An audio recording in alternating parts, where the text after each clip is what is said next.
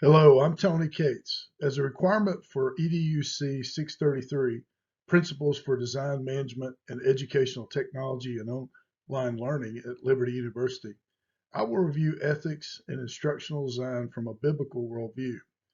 This presentation will incorporate the universal design standards throughout the module.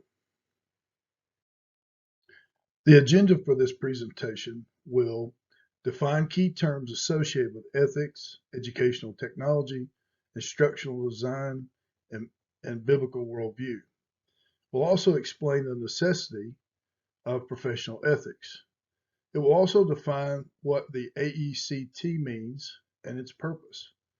We'll also explain the three core commitments of the AECT and the three underlying themes of each commitment. In addition, a biblical perspective of instructional design and educational technology will be offered, and we'll conclude with a summary of important takeaways concerning ethics in designing instruction.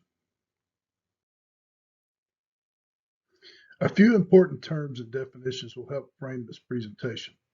First, ethics is defined by Webster's Dictionary as moral principles that govern a person's behavior or the conducting of an activity.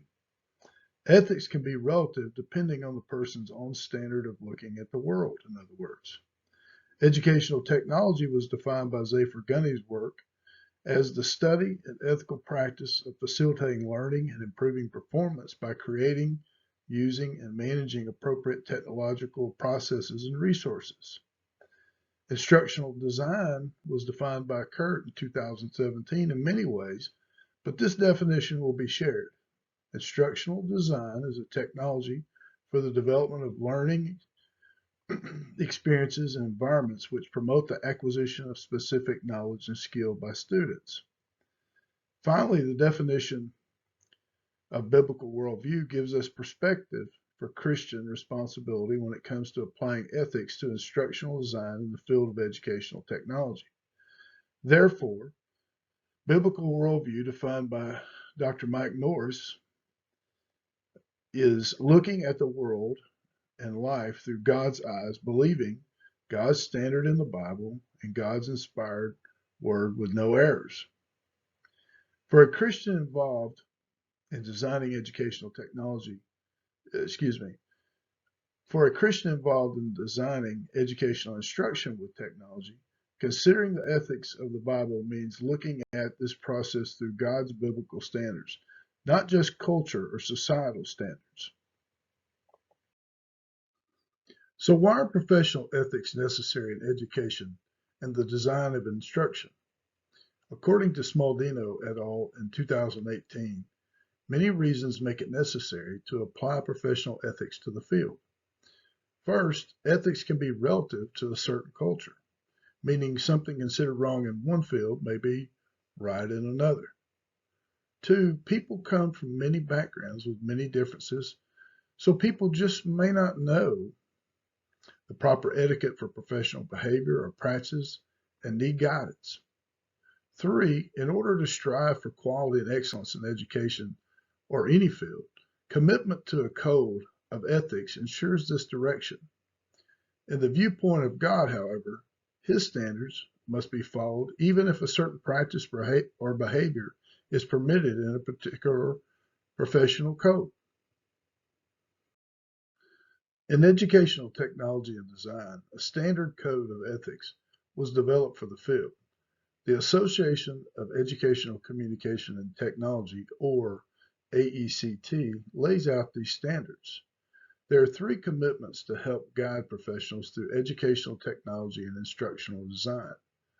A commitment to the individual with 9 obligations, a commitment to society with 6 obligations, and a commitment to the profession with 10 obligations. This was taken from Smaldino in 2018. These standards closely follow many requirements that God has for Christians, but God is not named in this code. Following Smaldino's explanation of all these commitments will be summarized in this and the next 2 slides. The 9 obligations of commitment to individual can be summed up in these three categories: technology and resources, diversity, and personal rights. Technology and resources implies the professional responsibility to provide the best technology and resources available to all students, regardless of learning ability. Diversity ensures that no one particular group is singled out or left out. And personal rights can be best considered as individual rights within the field or personal rights of colleagues or clients. Can you think of an appropriate example of each of these and respond in your discussion board? Also, go to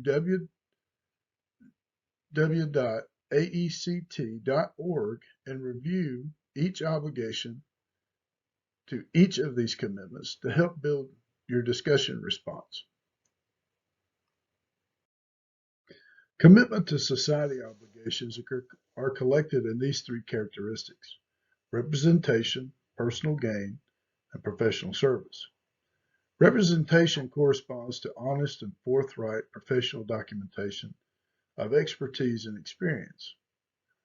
Personal gain guides the professional to separate personal and professional activities. One example from Smaldino was not using sick days to conduct a conference. For this issue, please respond by email why this would be considered unethical and explain why. If working with an association like AECT, it is important to not solicit contributions from outside organizations, but rather to limit negative impact to the association when considering personal service. Commitment to the profession includes professional interactions, research and dissemination, and responsibilities related to copyright. Personal interactions consider ways to relate to the members of the association. It would also include reporting suspected violations of the association's code of ethics. Would you be able to report a classmate for improper conduct? Also, in an association, what do you believe the best way to advance the profession would be considering a fellow member's plagiarism? Respond to either the discussion board or by email in your response and explanations of these two questions.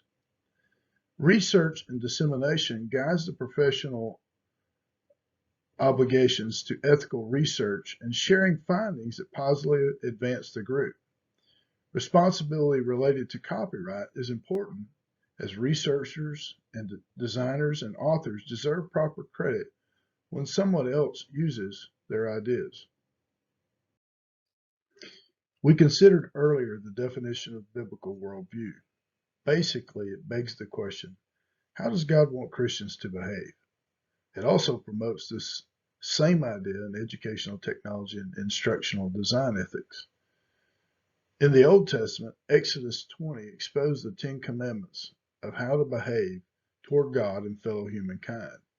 In the New Testament, Jesus summed up the 10 commandments, the law and all the prophets' writings in 2 commandments, which is the greatest commandment.